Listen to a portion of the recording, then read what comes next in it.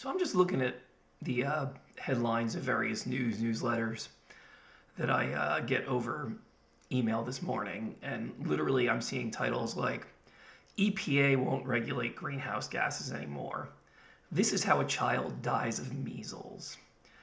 And I know that we all have been seeing so many things like this so much in recent years. There's a war on science, there's a war on truth. And it's just absolutely ridiculous to me. As society gets more and more polarized, everyone's in their own tribes, thinking of themselves as the good guys and the other side as the bad guys. But there's a very, very clear distinction.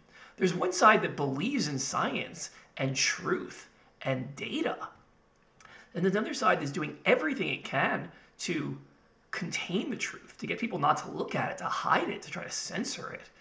Another news story I saw recently was about one of the universities in Texas, trying to strike out anything that was deemed gender studies and deciding that Plato's Symposium was now, or at least certain dialogues from Plato's Symposium was now on the disallowed list. It's just an insane world we're living in. But I also want to be clear. The exact same thing is happening in my Scrabble world. I have been trying to tell a story for the last many years now about the way I've been being wronged, about the way other people have been doing not only inappropriate things to me, but the way they've been cheating at the game, the way they jiggered registration systems to favor their friends to make it an unlevel playing field. And the response of the Scrabble community has been, let's shut down this conversation however possible. Let's literally tell Dave, you can't ever get back into the tournament scene again unless you take down your blogs where you're showing all this wrongdoing of other parties.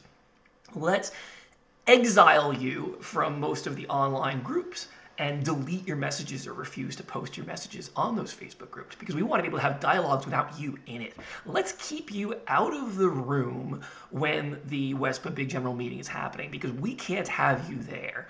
Why? Because you need to contain the truth. And when you're fighting against the truth, you are quite obviously a liar. You are quite obviously on the wrong side of history.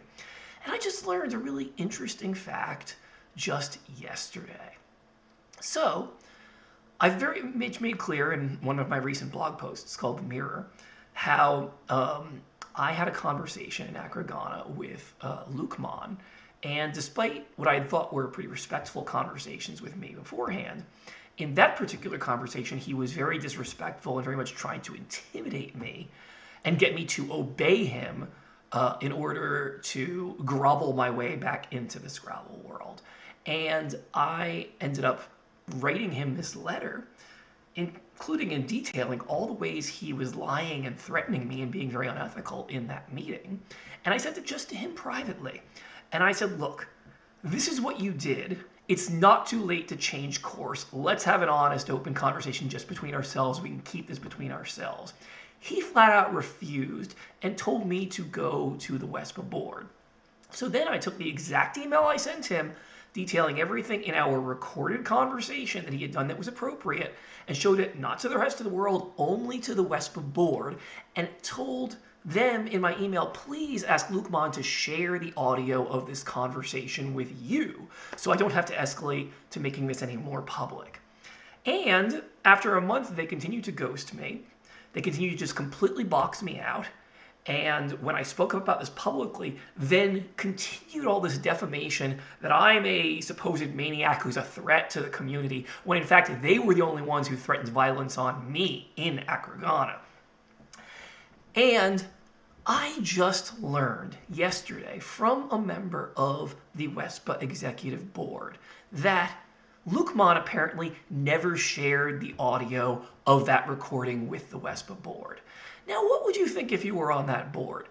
If you had just gotten a letter from a person saying, hey, your president recorded a conversation with this person, and he said these unethical, threatening things, and I'm detailing the conversation, and I'm telling you, don't take my word for it, ask him, get a hold of the recording and listen to it, and he didn't even share the recording.